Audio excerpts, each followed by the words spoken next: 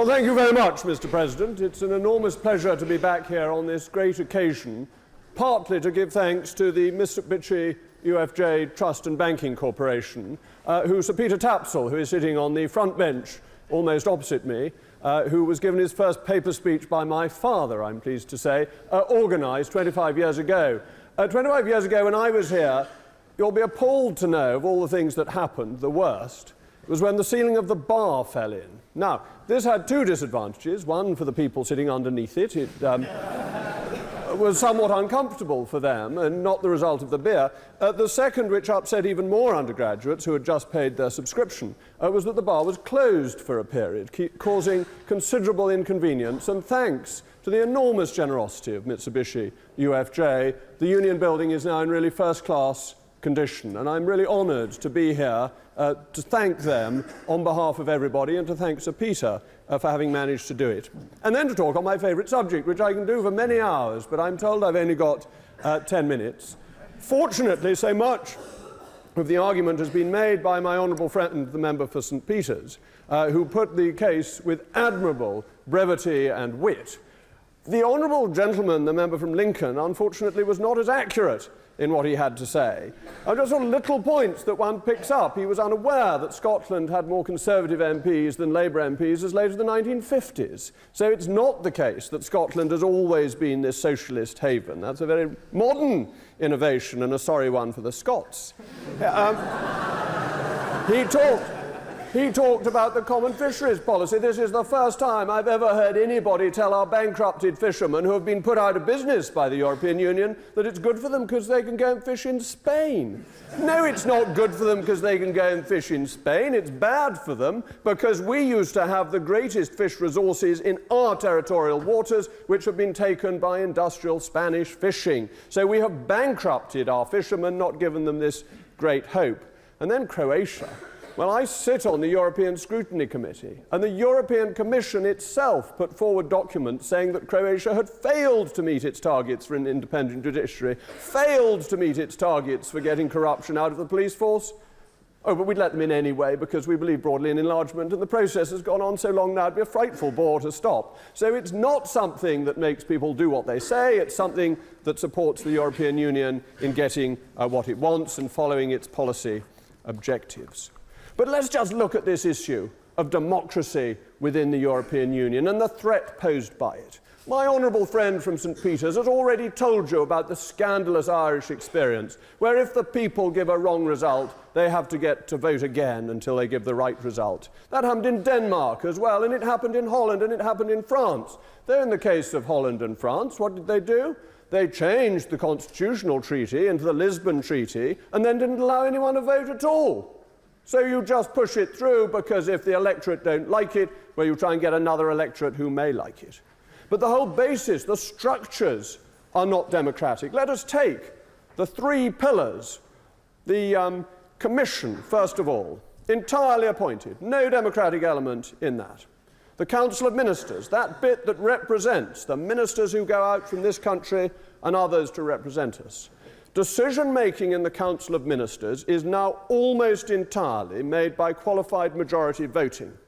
And I thought you'd be interested to know that the UK has 29 votes in this system, compared to Malta that has 3.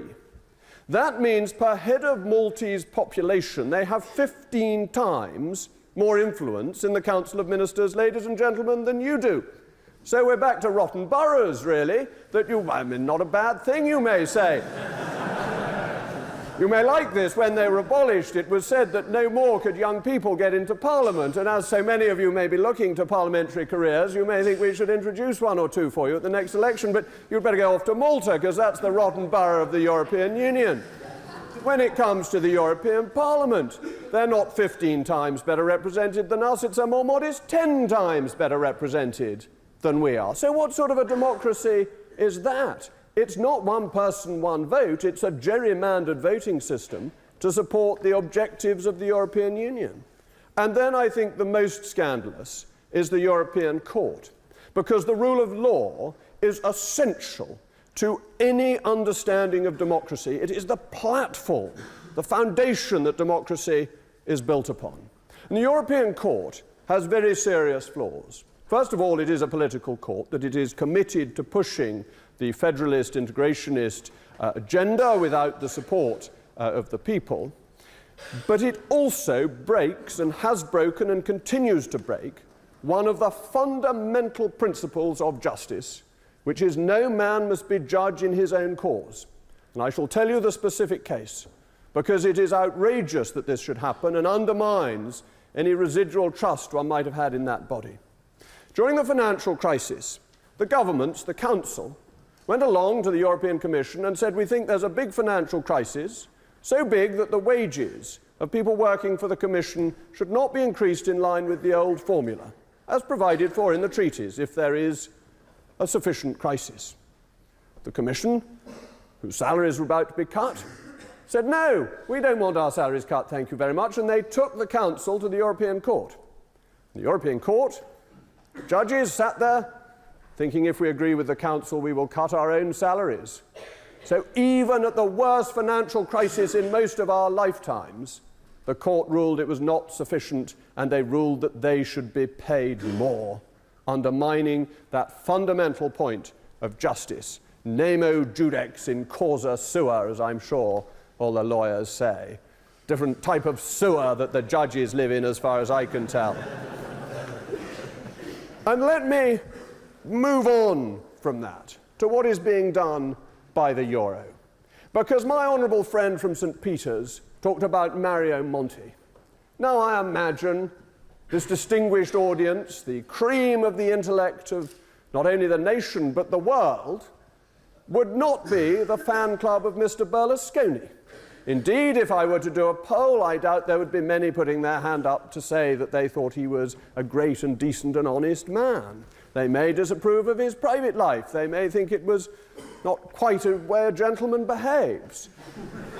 But nonetheless, Mr. Berlusconi was democratically elected, and it was not for the European Commission to say he must go and we're going to put in our man, we're going to put in Mr. Mario Monti.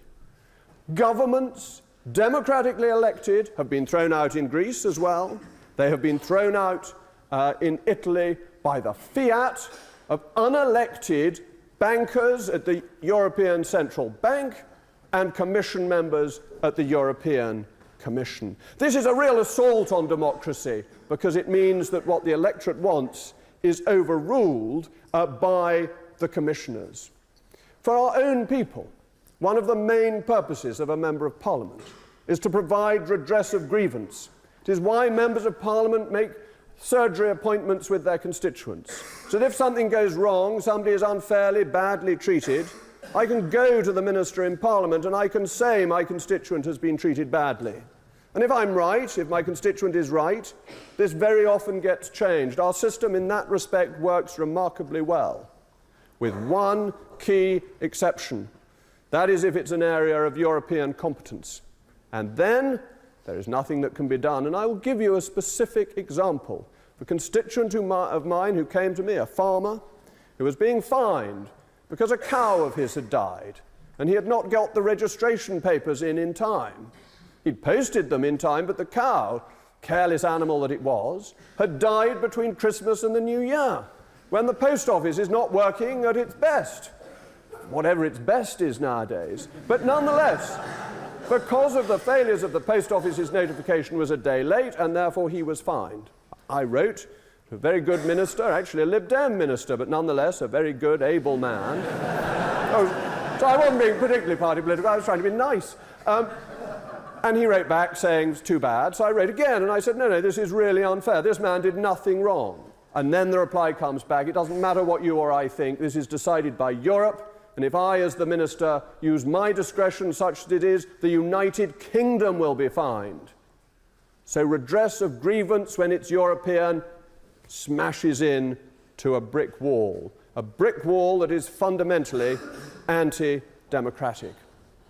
But, Mr. President, it is, I fear, worse than this, because as we see this lack of democracy, we are also beginning to see extremism on the rise in Europe for the first time since the 1930s. When you see what the euro does to countries, the crushing of their economies, the enforced austerity without that safety valve of devaluation, you see that happening and you see extremist parties rise. In Greece, there is the New Dawn. We have heard that members of the New Dawn have been arrested. Now, that should trouble you on two counts. Either they've been rightly arrested, in which case the electors have returned people accused of murder and other very serious crimes, or else they have been wrongly arrested, and we are back to where we were in January 1642, when 5 members of our own parliament were sent for by the king, that we are facing a fundamental attack on democracy. So either way, that arrest should make you tonight sleep less well in your beds. But it's not just the New Dawn, it's the Five-Star Party in Italy, a cranky party of the most peculiar kind that will not settle down to form a government. It's got elected and says, thank you very much, now we're elected, we're not going to do anything. Well, not really a very good way to run a country. And why has it come about? Because of the pressures of the European Union bearing down on the democratic systems of the Italians. And in France, Miss Le Pen, taking on the mantle of her father, now has about 25% in the opinion polls for those looking to vote in European elections. So what is this great experiment doing? It's helping once again the rise of the extreme right and in some cases the extreme left. That is the threat to democracy that is there, that is coming, that is deeply destructive.